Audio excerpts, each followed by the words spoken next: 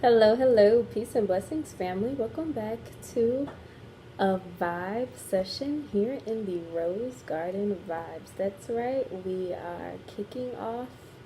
I couldn't say the new year, but we are kicking things off with a really juicy topic, if you will. This is another blog or vlog that is inspired by my vlog on the Rose Garden. So, to see the physical writing about this blog, definitely head over to www.layconcreterose.com. And of course, like always, I'll leave the link to check out the physical piece of this blog in the description below. This week, we will be talking about the art of detachment.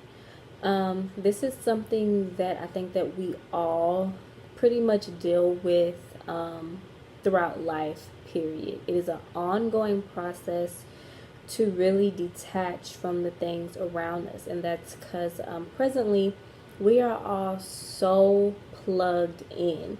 And it would be great if we were plugged into the source, right? But instead, we are plugged into the matrix. We are plugged into everybody else's life. When you walk around, you see anybody ranging from an adult to a baby that has either a phone in their hand, an iPad, a tablet, whatever it is. We are plugged into just everybody else's mess. However, we aren't in tune with ourselves. We aren't plugged into ourselves enough. And because of that, we really don't know how to detach. Because if we detach, then you see some people that just can't live without their phones, right? They are attached to their phone because they want to know what's going on. We always want to feel like, you know, we know the latest gossip or latest mess. Yeah, we just feel like we'll miss something if we just can't put the phone down, if we just can't turn off the TV. We'll feel like we're just missing out on everything in life. Excuse me.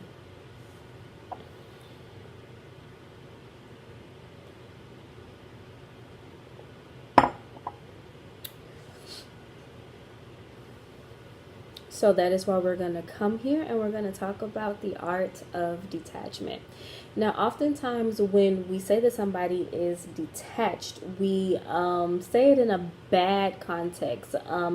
We often think of somebody that is aloof. I have been called aloof a time or two because I don't seem like I'm emotionally invested in everything that's going on, or like I'm not attached to somebody at the hip, if you will. So oftentimes when we think of somebody as being detached, it is a bad thing. We expect somebody that is detached to be insensitive, to not really show emotions. Somebody that's mysterious, somebody that you just really can't figure out. That can sometimes be scary to some people, and in turn, we will call them detached. Now, in a sense, being detached can be a bad thing, yes, if you just literally don't have a clue. If you are somebody that lives under a rock, oftentimes somebody that has no common sense, that's somebody that would be considered somebody that is detached because they just don't know what's going on. They don't know their head from their rear, in a sense. Things of that sense. And oftentimes, somebody that's detached can be considered to have a lot of book smarts, but really doesn't have street smarts or common sense, and vice versa.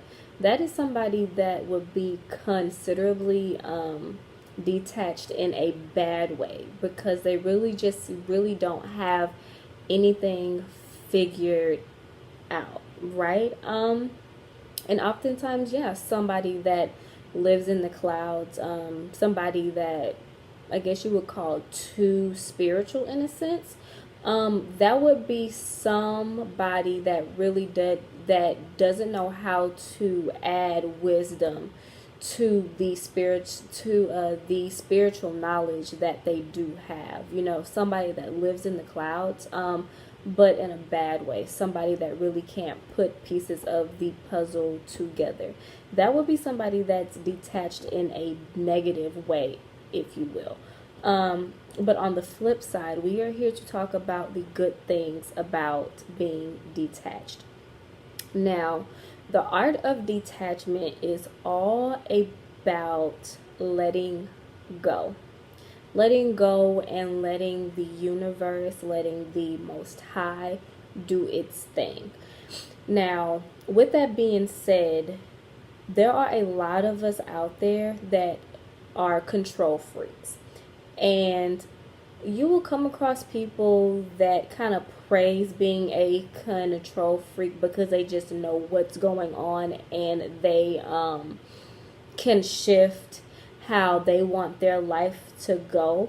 And don't get me wrong, that's great when you have a vision and a plan. Yes, you are supposed to stick to that. However, there is beauty in leaving room for magic. I don't know where I heard that term, but once I heard that term, I stuck with it. And that's because that is telling us to detach a little bit. Now, that isn't to say just throw your hands up and just expect things to magically fall into place. No. It is about doing your due diligence and, doing everything that is required of you, and then stepping back to see what happens, because there is a such thing as over planning. Yes, it is great to know the bigger picture of what is supposed to happen and knowing how to navigate those avenues. But when you know that you have done everything that you need to do, that is when you step back and let the universe work its magic. And oftentimes that may come with ease because you know for a fact that you've done everything. Now, also, the real challenge is when you feel stuck. When you know that you have done all you can do, but you just don't see how things are going to pan out. That is when you say, okay, I'm going to step back. I'm going to trust the process. And in the meantime, I am going to keep moving forward and tackling other tasks and other things that I know that I need to do as well. Because the true beauty in the art of detachment is trying not to worry. When we are just too invested emotionally, time wise, mentally, physically, spiritually, when we are just draining ourselves dry, we are too attached. We are too focused on the goal instead of the journey. And because of that, we worry.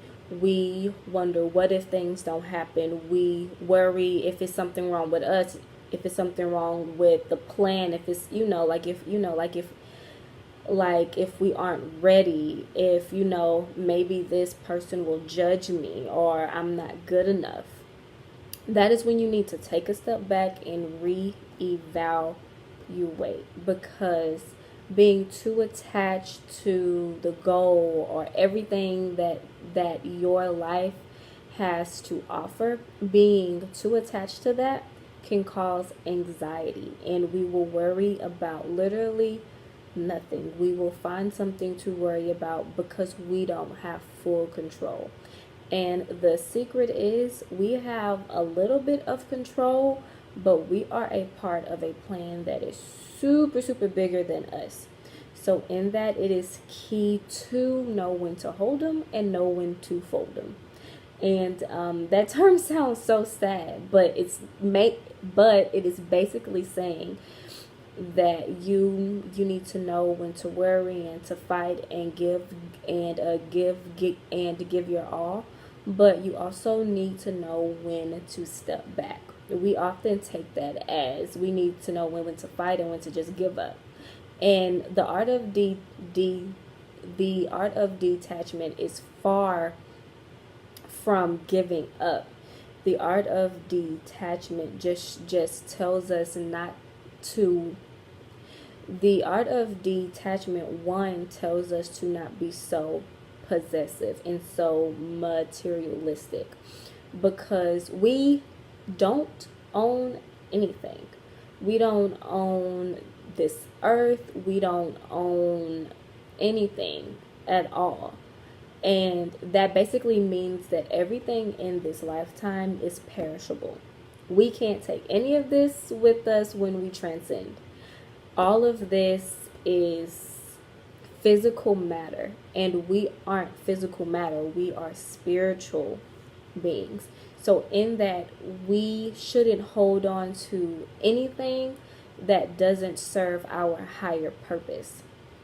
Also, in being material, that all flows into that, and that is what the art of detachment tells us: to not hold on, to let it go, like let things happen in their natural timing. You know, if it's people that come in and out, we need to know when to usher them in, and also when to hold the door open and say, hey, you are free to come and you are free to go. Because oftentimes holding on does a slew of more harm than good. There was this picture that I saw where there was somebody holding on to a rope, and it literally said the same thing, that it does more harm to hold on than to let go. Because when you think about it, like when you hold on to things for like dear life, your hand starts to hurt, and you get bruises. Sometimes you may bleed, but when you let go, it's a big relief. Like, yes, you may have scars and things of that nature. However, sometimes we inflict that pain on ourselves because we don't know how to just let it go and just let things happen naturally the way they are supposed to, happen, And something that the 8 limbs of yoga, mainly the yamas, there are some things that really stuck out to me. And one of them was to be non-possessive, which we just talked about. We don't own anything. And then also, truthfulness, being, true to yourself as well as others. And a huge chunk of that, as far as the art of detachment, is we need to be real with ourselves. We need to tell ourselves, hey, it's time to let stuff go. And even with, others, like, tell them the truth. Don't hold on, like, don't hold anything in. Like, if it's something that you need to tell somebody, tell them. And articulate it in a manner to where it doesn't hurt anybody, and there's a clean slate, and there's an understanding. Because oftentimes we will hold on to grudges, and we need to detach from whatever energy it is that we're holding on to, because it's hurting us and probably not hurting that other person. And that goes into the 4 agreements, where we talk about being impeccable with your words. As far as the 8 limbs and the niyamas, one thing that I absolutely love is contentment, because that is the art of detachment. Being content with where you are presently, and using everything that this life has to offer you presently to advance you forward. Oftentimes we need to not let go of our goals and visions, but let go of jumping so far ahead into the future to where we aren't present, we aren't grounded. And the art of detachment will also teach you in that stepping back that you can see the bigger picture. You can see things from a bird's eye view on down. And sometimes we need that. We need to let go of that goal. Maybe we sit it down. We don't have to just and that's another thing. Detachment doesn't mean just throwing it away. It means not holding on to it for dear life. Like, it means to not be so invested in that one thing, because oftentimes we have to connect the dots and add things on like a puzzle piece. So in that stepping back, we see the bigger picture, and then we can be more present and more content because we will have a better understanding of of what it is that we need to do and how things probably will pan out because we have more clarity, right? And the art of detachment also, it teaches us discipline. It teaches us to be grounded. It teaches us to just not be so reactionary and jump to conclusions and make assumptions, which is another fourth. It is a part of the four agreements. Excuse me, and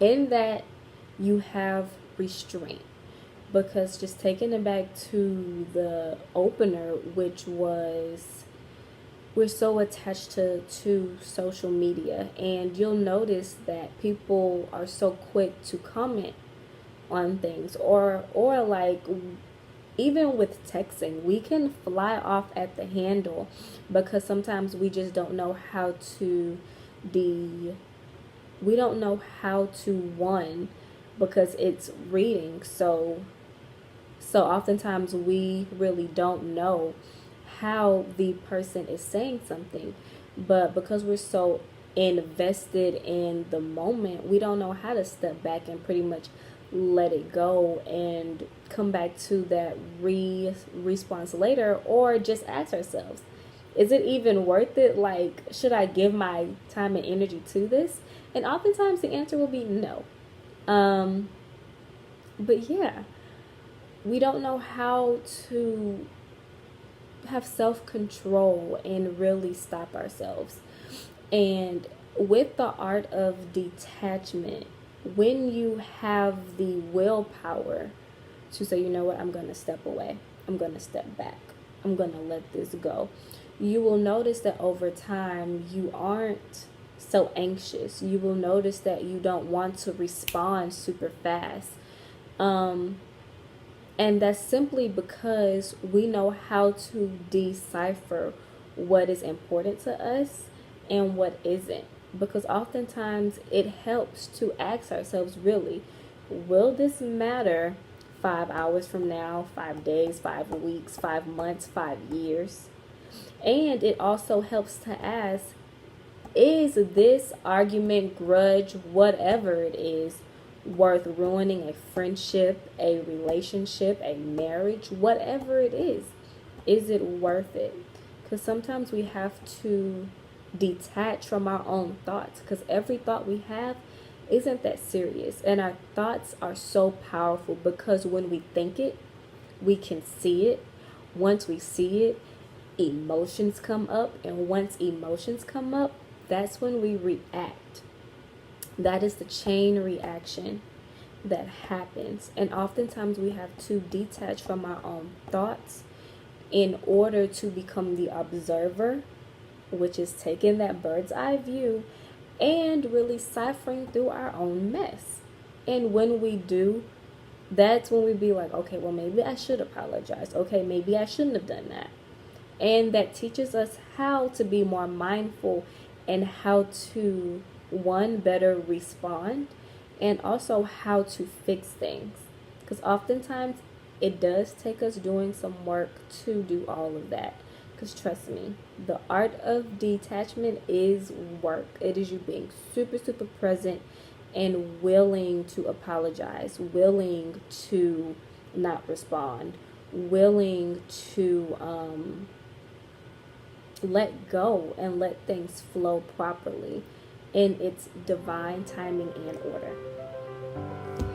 That is the art of detachment. Thank you for this TED Talk. No, but really, thank you for tuning in. Like this, share this, subscribe, and let me know what you guys want me to talk about. More vibe sessions coming soon. See you later, guys.